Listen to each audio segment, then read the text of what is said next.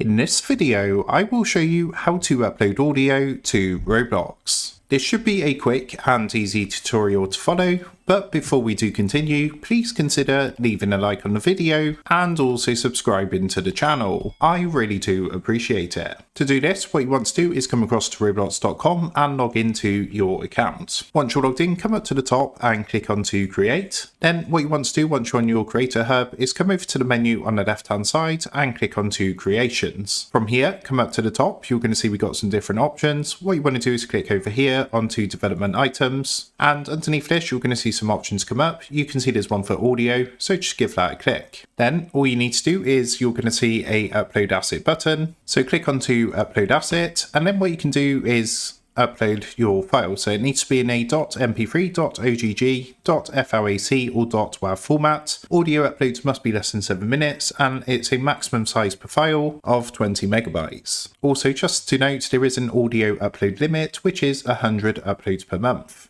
Now, to upload your audio from here, you're going to see an upload button at the top. Give that a click, and that's going to open up your computer file explorer. What you can then do is use this to locate the audio that you want to upload. So I've already got one here ready to go. So what I'm going to do is in MP3, I'm going to click onto open. What you can then do is proceed to give your audio a name. So Straw Squeak Sound, and you can put a description as well. Then come down to the bottom, click the blue upload button, and that's going to go ahead and upload the audio to Roblox.